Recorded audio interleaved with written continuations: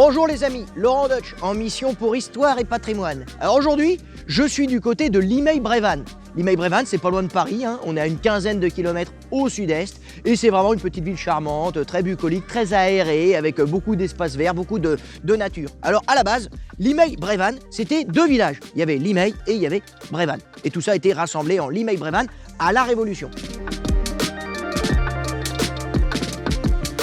Mais à Brévannes, il y avait surtout un château magnifique qui a appartenu notamment en son temps au neveu du plus grand combattant de tous les temps, le plus grand cavalier de tous les temps selon Napoléon lui-même, le fameux Joachim Murat. Mais ensuite, ce château, il est devenu un hôpital à la fin du 19e siècle. Et c'est cet hôpital qui est parvenu jusqu'à nous et qui a réhabilité nos amis d'Histoire et Patrimoine.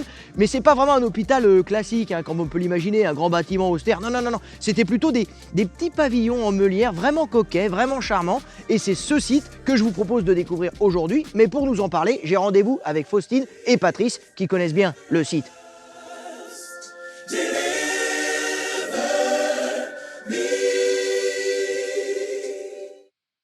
Bonjour Faustine. Bonjour Laurent. Bonjour Patrice. Patrice. Laurent, ravi de t'accueillir. Moi je suis content d'être là et franchement c'est magnifique. Moi je comprends pourquoi il est classé monument historique aujourd'hui, cet ancien hôpital. C'est un ravissement. C'est coquet la meulière.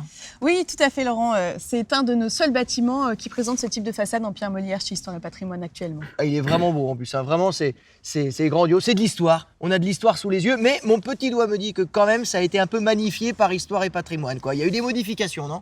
Oui, effectivement, au niveau du bâtiment, on a travaillé avec les ABF et toute notre équipe de maîtrise d'œuvre à reniveler le terrain pour redonner du volume et de la magnificence à la bâtisse. Ah, vous avez décaissé un peu quoi? Oui. Comme les Romains le travail de Romains. Vous avez décaissé pour donner plus de grandeur, de lumière et de côté aéré Tout à fait. aux anciens pavillons vimains. Magnifique, magnifique. Franchement Patrice, belle réalisation. Eh bien, belle réalisation, un super pavillon qui a un site exceptionnel entre la forêt qui est juste au-dessus et le parc que tu découvres ici. Ah oui, puisqu'on est dans un ancien château. Exactement. Qui dit château dit parc. Dit parc. Donc voilà, on va vivre comme des châtelains. Exactement. Et chose exceptionnelle, eh bien, on a des jardins, des loggias que tu vois quand on se retourne juste là. Ça y était pas, ça a été créé ça. Alors, si, elles y étaient? Elles étaient. On imagine un parc très sécurisé. C'est vrai que les enfants pourront se balader tranquillement à l'intérieur de ce parc. Ah, moi je m'y projette, moi je me vois avec mon petit là. On fait un foot ici, là, c'est parti. Tout à fait. Dis donc, ils ont l'air assez hauts aussi, les appartements. J'ai l'impression qu'il y a de la hauteur sous plafond, non? Alors là, tu vas voir que ces appartements sont exceptionnels parce que tu vas jamais retrouver ça dans le neuf. Il y a combien de hauteur sous plafond? Hauteur sous plafond de 3,50 m à 3,80 m parfois. Et tu vas retrouver des fenêtres relativement hautes. La lumière entre. Et on imagine bien, alors là, c'est l'hiver, mais on imagine bien au printemps, l'été, automne, avoir toute cette verdure autourée. Et tout ça à 16 km de Paris. Ah ouais, on est dans Paris, c'est le grand Paris. C'est vraiment, Paris. On est dans Paris. Ah, franchement, le produit est super. Donc, à mon avis, Patrice, ça s'est vendu comme des petits pains, quoi. Ça s'est vendu les 31 appartements en quelques jours. Il reste plus rien à vendre. Rien à vendre. Donc, en location, une location très facile.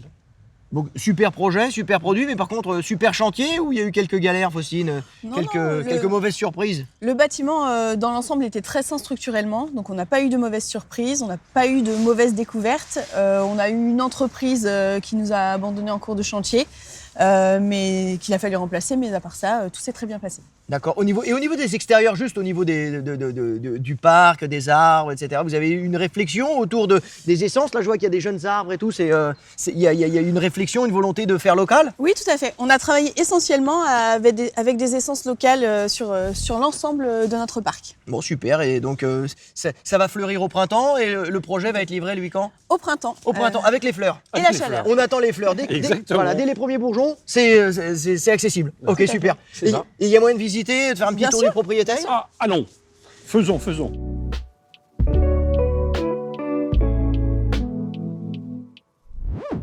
Bien Laurent, on arrive dans un appartement type, tu vois. Ah ouais? Tu m'as pas menti, hein? Je te disais au moins 3,50. Je risque pas de me cogner la tête, moi. Moi non plus.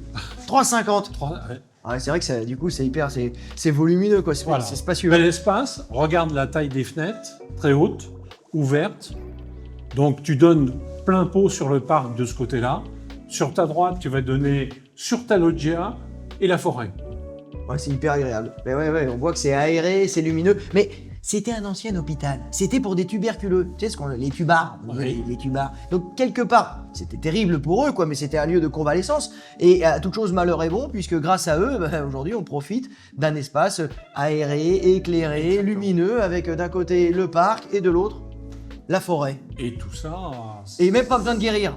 Et tout ça avec déjà la santé, quoi. Exactement. Et donc, la loggia, un Et- accès au jardin. Et comme tu vois, ça répond exactement à l'après-Covid. Lumière, espace, dans un parc. Oui, mais ne parle plus trop du Covid. Moi, ça m'a fait peur, cette histoire avec les masques et tout. En plus, on est dans un hôpital. J'ai l'impression que je vais être confiné, là.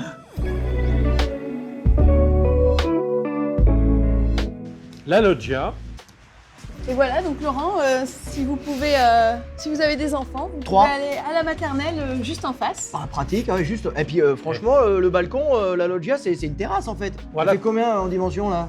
On est sur 22 mètres carrés en moyenne. Ah oui, on peut poser une table. Tout à fait. Là, on peut avoir des enfants. Là, là, ils peuvent chahuter même ici. Hein.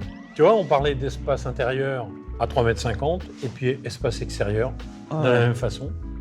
Donc une location très facile pour ce type d'appartement. Ah bon, on s'y projette très facilement. Hein. Franchement, bah merci. Hein.